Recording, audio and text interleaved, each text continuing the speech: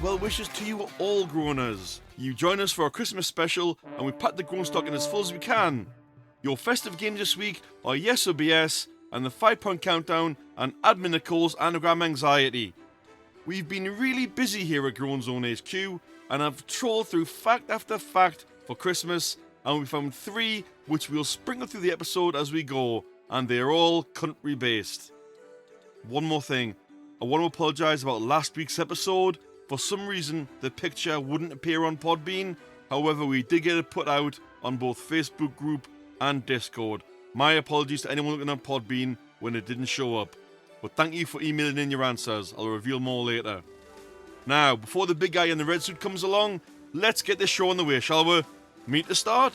Don't mind if I do, with my groans. Overplayed Christmas songs. I get it. They are classics. But can we play the old classics on Christmas week and not all through November and December?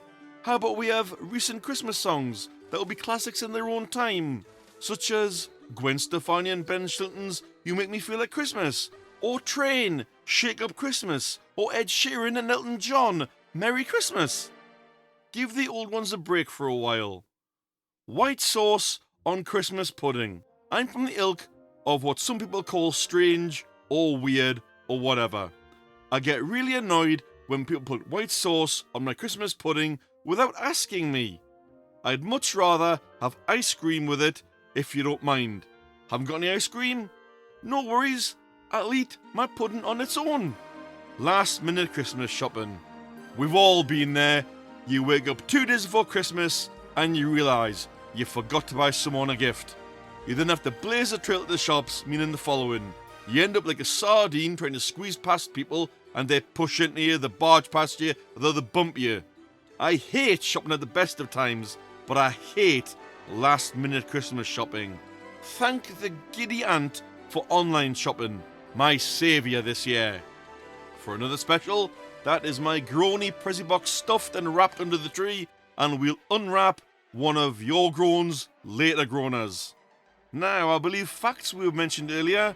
And here is Christmas fact number 1, right as we carve the Groan tea. That is a turkey filled with groans, and the groan fell out. Sweden's up this one for this fact. Families in Sweden have a tradition that is gathered around the TV at Christmas. Don't most of us after our meals? At dead on 3:05 p.m. exactly every Christmas Eve. Why? Swedes can watch the 1958 Walt Disney TV special. I'm going to have a good go pronouncing this. Sorry, Sweden, if I do this or butcher it wrong. Kalle Anka och han vanna onska godjul, or Kal Anka for short. This translates to Donald Duck and his friends wish you a Merry Christmas. This show has gone on the air uninterrupted at the same time on the same date since 1959. They need to do that in England or the UK with Disney's Christmas Carol. For sure, every year I'd watch that, most definitely. Not the Muppets Christmas Carol, Disney's Christmas Carol. From facts, we push along to the festive 5-point countdown. Are the Groaners live listening? Are you ready? They are. Groaner at home? You got your Christmas hat on? Yeah, you in the front. Yep, you have, good. You're up first. You're playing along live as well. All clues are related, starting from 5. You've got 5 chances to get it with less points rewarded each time. Here we go. Clue 5 for 5 points. I go on your tree, but really, I can go anywhere. Clue 5 again for 5 points. I go on your tree, but really, I can go anywhere. Groaners live, answers please. Those at home, you know what to do by now. Someone's wrote tinsel, okay. Any more? Any more guesses, Groaners? Someone's put baubles. Someone's put glitter. Okay, alright. I see where people are going with this. Any more? Someone's typing there as well. And they've stopped. Okay. Clue 4 for 4 points. I was invented in around 1610 in Germany. Clue 4 for 4 points. I was invented in around 1610 in Germany. Guesses please, Groaners live. Those at home, throw your guesses out loud. So far we've had tinsel, we've had baubles, glitter. Someone's wrote a star. Okay. I don't think stars were written in 1610, but okay. Any more? Fairy lights? Okay. I don't know if they were invented in 1610. I don't know if we've done that fact before. Maybe that'll be one for the future. I don't quite know. Any more Groaners? Nope. Okay. Clue 3 for 3 points. I was once a health risk at Christmas. That clue again. Clue 3 for 3 points. I was once a health risk at Christmas. Someone's put... What is that? Choking on turkey bone. I think someone's taking the mick here like, okay. Never mind, Groaner. Okay. What else do we have? Anything else? Nope. Okay, moving on. Clue 2 for 2 points. I used to be made out of silver and lead. Hence, lead versions of me were banned in the 1960s. Clue 2 again for 2 points. I used to be made out of silver and lead. Hence, lead versions of me were banned in the 1960s. Someone's wrote tinsel again. Okay. Someone's put fairy cakes. Like I said, Groaner, the clues are related. Fairy cakes has got nothing to do with this. I'll shut that one down right now. Someone's wrote rocks. Someone's taking a leaf out of Admin Nicole's book there. I'm guessing they don't have an answer for that one. Okay. Any more Groaners? Nope. Okay, last clue. Clue 1 for 1 point. I was invented to reflect the light from candles on the Christmas tree. I think someone's got the wrong end of the stick here. They've wrote fire. If you put like bare fire in a tree, it's probably going to burn. So it's not fire, and fire wasn't invented in 1610, Groaner. So I'm sorry, that is incorrect. Okay, that's it for that one. More games to come later. Admin Nicole's been working her little socks off for the Christmas creepy story. So show some love as you listen. It's time for Admin Nicole's Christmas Creepy Corner. Episode 130 story is The Cane Lord. It's always the small towns with the largest history. The most to lose when the long buried truths come to light. That would be especially true for Vaudeville this Christmas. A small town with far too much to lose. What can one do, as each and every resident asks themselves? Is it my turn? As December had only just begun a week ago, the town has already lost 3 of its members to a new and elusive killer. All with one thing in common, a strawberry flavoured candy cane left in the victim's hands. A calling card of what the town has called the Cane Lord. A fitting name for a fitting villain, yet no one in town was ever interested in finding out who was going around killing off its residents. Their only real interest was why. The first victim, Danny Danish, was the baker's son, a seemingly innocent boy who would do no harm. Yet what was also left at each crime scene was a printed list of each victim's truths. Danny was actually selling drugs using the school's gym as his base of operations. Violet Vase, the second victim, the town librarian, she was a strange one. Her note only said, "You should have let him in." No one bothered to figure out what that meant. Then you've got Fargo Forest, the town ranger who watched the forest and often provided activities for the local children in the town. His note made it clear he was secretly poisoning the river in order to have the forest demolished to make way for a new shopping mall. The town was struck with disaster, especially as Christmas loomed ahead of them. No more than a few weeks away. Yet the town went on as normal. The only clue that had to go off were the candy canes left at the scene of each crime and the list that was printed. It had a weight to it, a heavy cardstock, professionally printed. Whoever the killer was, he was meticulous and he didn't care who knew. If the town had merely cared about trying to figure out who the killer was, it should have been simple. Small town usually means few of any shops after all. Ask Sugar Sam, who runs the confectioners after all, or maybe Printer Pete, who runs the printing store. He even advertised the exact same cardstock in his window. Yet the police, like its residents, were focused on protecting their own truths rather than stopping the killer from striking again. A week passed and no more killings. Then the week before Christmas, it happened again. The town's golden child, Patricia Popular, was killed, and by her side, an endless list of her sins. Not to mention the classic strawberry candy cane left in her hand. Her crimes were too long to list off, but one in particular stood out. The very last item on the list, scrolled down with such hatred and animosity. The one thing handwritten by the killer: she destroyed a life. The police felt responsible for not trying to catch the now infamous killer, but in a way, the chief even felt like it was better to let this killer do what he had to be done. The chief always hated this town, ever since he was placed there to run the police department. He knew from day one, this town didn't care about anything other than burying secrets.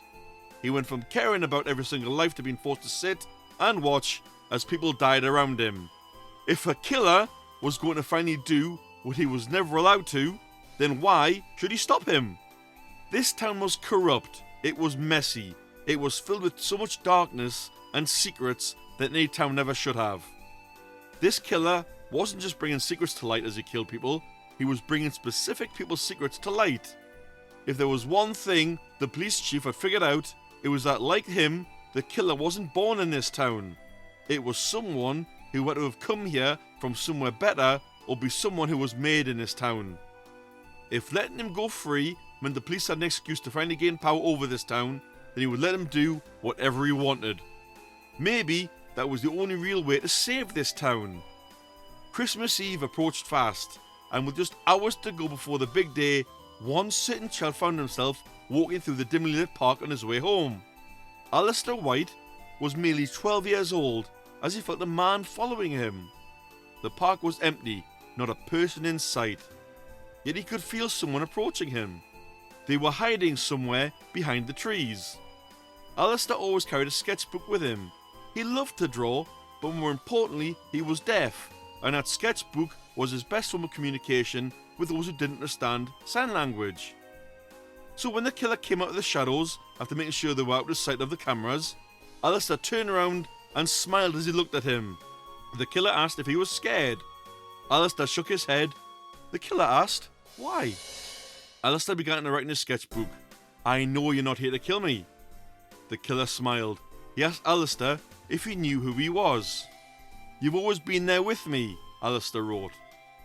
I'm not sorry for what I did, you know, the killer said. I know you're not. I don't expect you to be, he wrote. I would do anything for you, even if you hate me. They all had to pay, the killer said, as the anger rose in his voice. Alistair simply smiled as he removed his hat and pointed at his ears and the scar that now covered half his head. He approached the killer and wrapped his arms around him. As Alistair waved him a good night and went to leave, he turned back and wrote something in his sketchbook for the killer. You should get that blood cleaned off your shoes. This town doesn't care what you do, but it's not good to get lazy either. I've missed you though. Don't be a stranger anymore, alright? The killer smiled once more, proud of Alistair and all he'd overcome. Just one more left, and we have the best Christmas ever. Don't you worry, my boy. I'll never leave you again. You know, when Nicole fielded me the idea for this year's festive story, I had no idea how she fit candy canes and a serial killer together. But she did it. Well played, Nicole. Well played. And you've also kind of left it on a cliffhanger. Or have I got that wrong? Or is that going to be continued on New Year? Or are we going to get a continuation next Christmas? I'm sure Admin Nicole will tell us on Facebook or on Discord, or maybe pass a note to me and I can let you know, Groaners. Speaking of our favourite admin, she just pulled a cracker with me a little while ago and the next fact fell out. Here comes Christmas fact number 2. The Netherlands this time. In the run-up to 25th of December, children in the Netherlands eagerly place their footwear by the fire, hoping Sinterklaas will stuff them with little gifts and treats during the night. By tradition, carrots are left in the shoes for Santa Claus's trusty steed, a white horse by the name of Amerigo. In olden times, naughty children would find a potato instead of gifts. This punishment is no longer considered strong enough to warn misbehaved children. I tell you what though, I wouldn't want to find a room temperature potato in my footwear in the morning.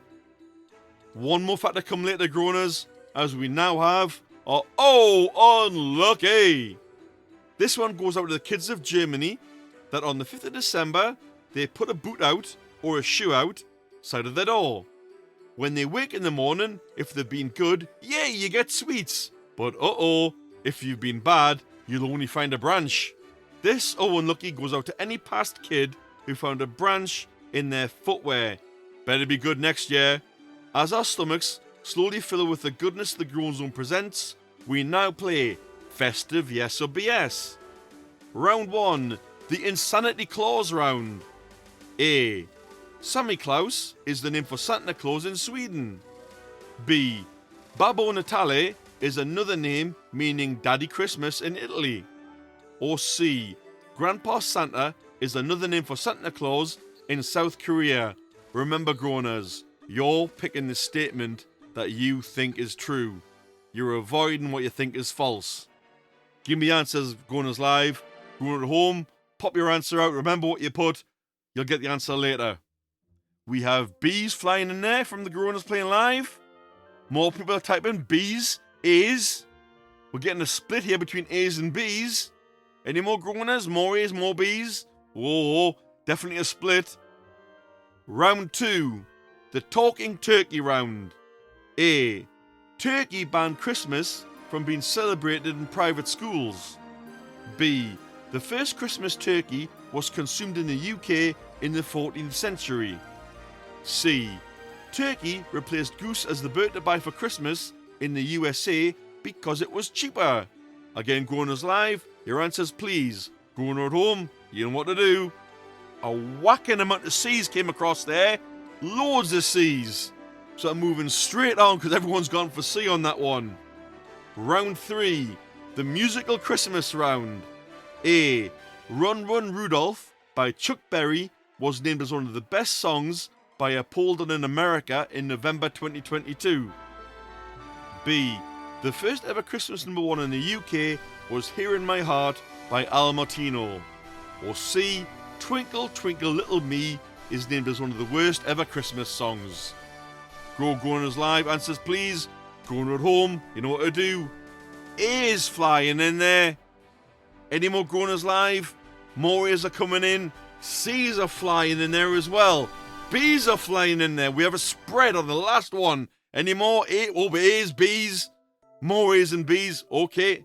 Hear you loud and clear, Christmas Groaners. I got you. The answers will be provided for the games later, Groaners. But there is a little gift in there from us to you as a thanks for listening.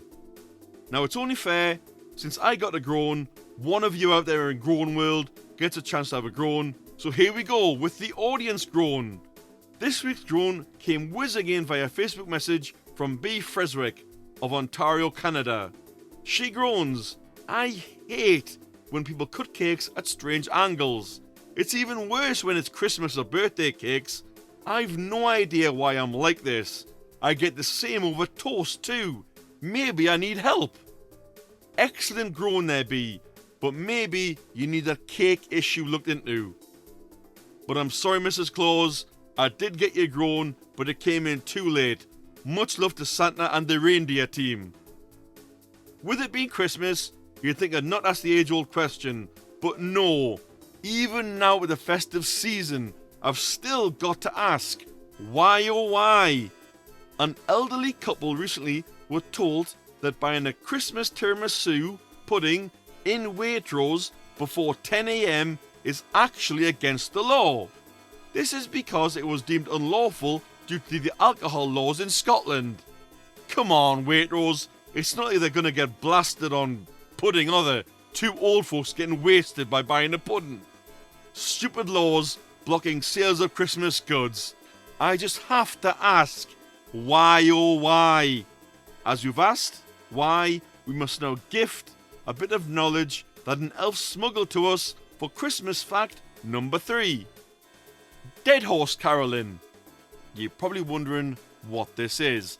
This is a tradition that comes from Wales. And this is one for the Welsh Groaners who will know this tradition well, but the rest of us may not know it. I know I didn't. We all know Christmas caroling, but in Wales it's a little bit different. At a random point between December and January, it might just be possible that you open your door to find someone dressed beneath ribbons and a bell-adorned sheet. They also hold a real horse's skull on a stick with a few fellow carolers behind them.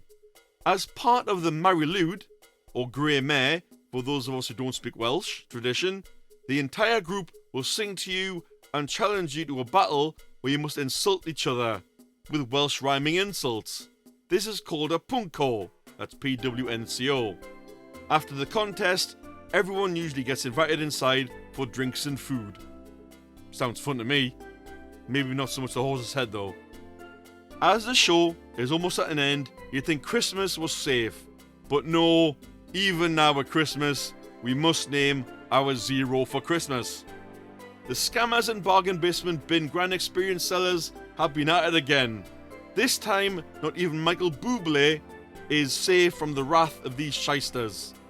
Decorations higgledy-piggledy placed, a small Ferris wheel that was overpriced, Santa's grotto looked like an out-of-use train carriage, crafts that only lasted 5 minutes for the kids, a dreadful Michael Bublé musical act, a small ice rink with rusty skates, and to cap it off, they had reindeer in tiny enclosures where they couldn't really move and looked really unhappy. Was this event in Bury St Edmunds run by the same Muppets who did the Willy Wonka experience all those many moons ago? 15 quid entry fee? You're having a laugh, mate? 0 status for the people who put this shower of poo together. Guys, if you ever think of going to one of these things, do not go. We at Groan's own headquarters implore you. Taking us out for the festive season, we've Admin Nicole's festive anagram anxiety and then the game answers. Your anagram for Christmas is Alva rejoins. Your clue, there are 13 of them. With that game put out there, the answer will come on our New Year special next week. I bet you're wondering if you're graced with the points for Christmas. Let's find out with the game answers. Starting with Who the Hell Am I from last week. The clue was, I run the school in The Simpsons. A lot of you wrote in with Principal Skinner, but sorry, you are wrong. If you'd seen the picture, you'd know it definitely wasn't him. It is in fact Superintendent Chalmers, whose usual expression is Skinner! The festive 5-pound countdown.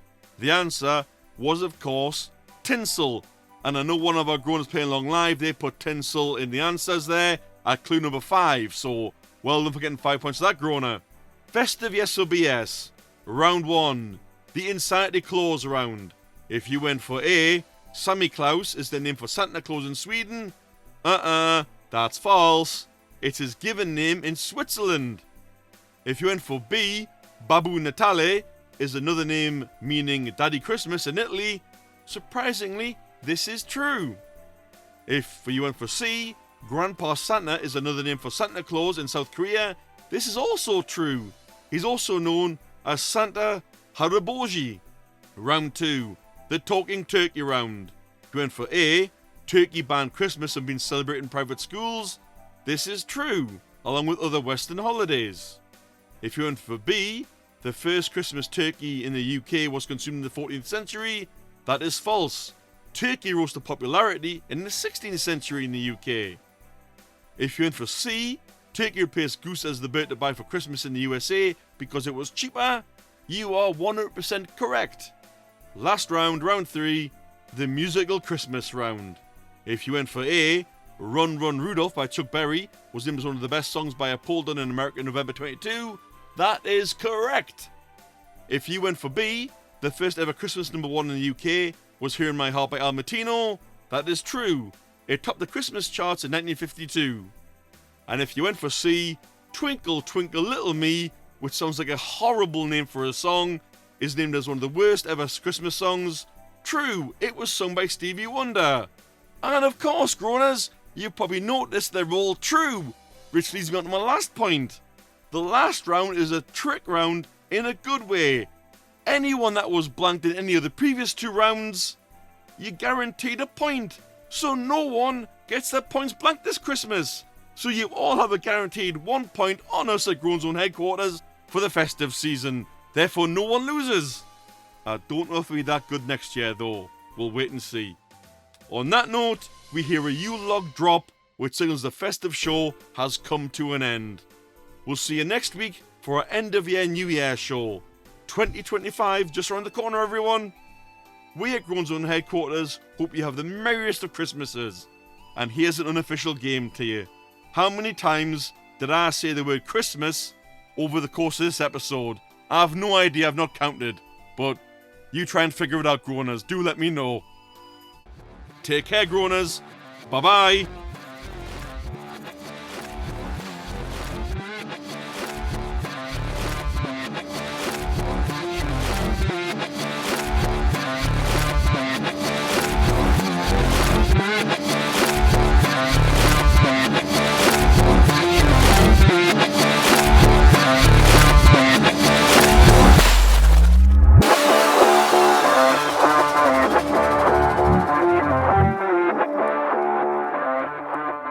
Ho, ho, ho! Merry Christmas, everyone!